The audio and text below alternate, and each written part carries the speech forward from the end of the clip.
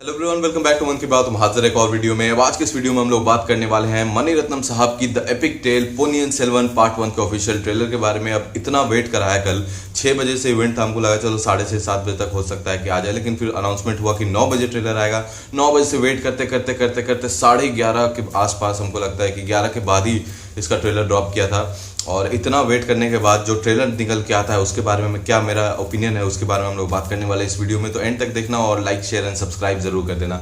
अब देखो, पोनियन सेल्वन जब से अनाउंस हुई है, जब से इसका पोस्टर्स देखे हम लोग, जब से लोगों को पता चला है कि एक पीरियड एक्शन ड्रामा है, उस तरह की फिल्म है, मतलब बेसिकली एक पीरियड फिल्म है, तो जहाँ पीरियड फिल्म आ जाती है ना, वहाँ बाहुबली का नाम जरूर आता है। और उसके बाद फिर कंपैरिजन ड्रॉ होना शुरू हो जाते हैं। हर कोई इसको बाहुबली से कंपेयर करेगा, हर कोई इसको उस मैग्नीट्यूड पे जाके उसको तोलेगा, उसके जो विजुअल्स थे या फिर वीएफएक्स था या फिर जिस स्केल पे बनी थी, हर कुछ उसका होगा कंपैरिजन, क्योंकि इसके बजट भी काफ़ी अच्छा है। 500 करोड़ का बजट है, लेकिन ये 2 पार्ट्स में बनने वाली है। लेकिन सबसे पहला जो अचीवमेंट हमको लगता है, सबसे पहला जो स्ट्राइकिंग बात लगता है कि 155 दिनों के में ये दोनों पार्ट्स को बना के उन्होंने खत्म कर दिया। बहुत ही ज़बरदस्त अचीवमेंट है मेरे हिसाब से, और वो भी लाइव लोकेशन पे शूट करना।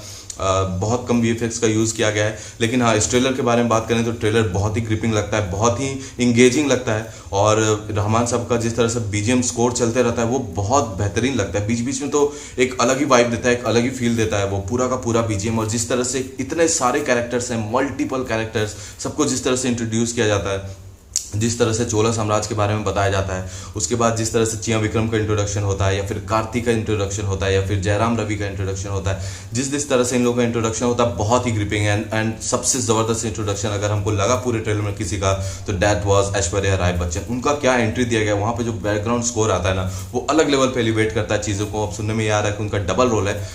देखते हैं वो किस तरह से मतलब क्या होता है डबल रोल, शायद माँ और बेटी का रोल है या फिर पता नहीं क्या रोल है, हमको ज़्यादा पता नहीं इसके बारे में। लेकिन ये बहुत ही ज़बरदस्त उनका स्क्रीन प्रेजेंस, उनका ऑरा ऐश्वर्या राय बच्चन का ज़बरदस्ती है। और जो लास्ट शॉट है ना उनका, जिस तरह से वो राजगद्दी को देखते रहती हैं, वो तो अलग ही लेवल का फील देगा भाई साहब।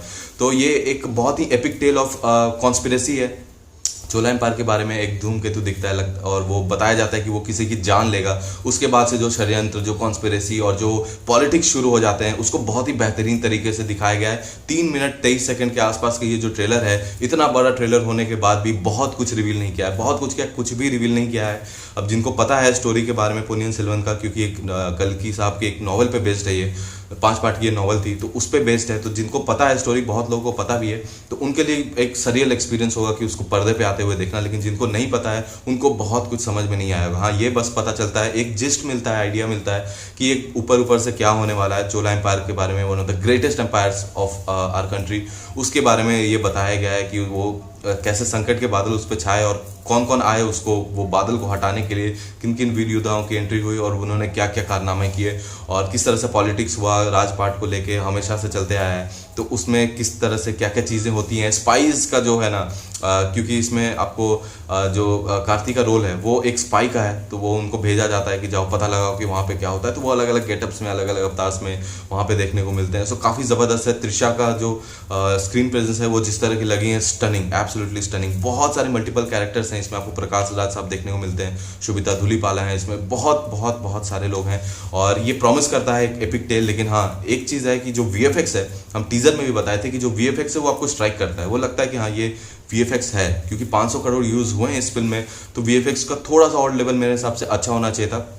लेकिन अगेन, हम जैसा कि हमेशा बोलते हैं कि कुछ कहानियाँ ऐसी होती हैं कि अगर आपको कहानी वो इंगेज कर देना, आपको कहानी अगर गूज़बम्प दे दे, आपको कहानी अगर एंटरटेनिंग लग जाए, उसमें आप पूरी तरह से इन्वॉल्व हो जाओ, तो कुछ चीज़ें हैं जो कि आप इग्नोर कर सकते हो, निगलेक्ट किया जा सकता है। वीएफएक्स ही क्यों ना हो, इतनी बड़ी स्केल की जो फिल्म होती है उसमें वीएफएक्स का बहुत अहम हिस्सा होता है, क्योंकि जहाँ पे आपको नकली का फील आने लगा, वहाँ पे जो मतलब थोड़ा सा जो इंगेजमेंट होता है ऑडियंस का, वो कम हो जाता है थोड़ा सा।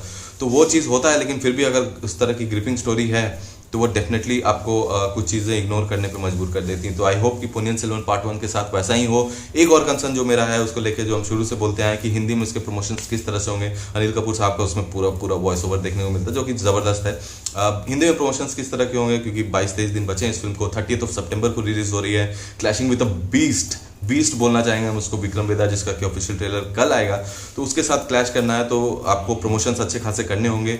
बाकी तमिल सिनेमा में तो छप्पड़ फाड़ देगी ये फिल्म, कोई मतलब उसमें दो राय नहीं है, लेकिन बाकी जगहों पे भी इसको कलेक्शंस करने होंगे और वो रीच जो है ना इसके लिए बहुत ज़रूरी, क्योंकि इसका कंटिन्यूएशन है, सेकंड पार्ट भी आएगा। सेकंड पार्ट को अच्छा करना है, उसके लिए फर्स्ट पार्ट लोगों में उस तरह का एक्साइटमेंट जनरेट करना ज़रूरी है। सो मेरे हिसाब से तो अच्छे खासे प्रमोशंस करने चाहिए। ऐश्वर्या राय भी हैं इसमें, तो वो एक बहुत ही बूस्ट देगा उसको ज़रूर, लेकिन एक decent amount of promotion I think उनको करना ही चाहिए। सो ये था मेरा ओपिनियन ट्रेलर के बारे में। आपको कैसा लगा पोनियन सेल्वन पार्ट 1 का ट्रेलर, जरूर बताना कमेंट सेक्शन में।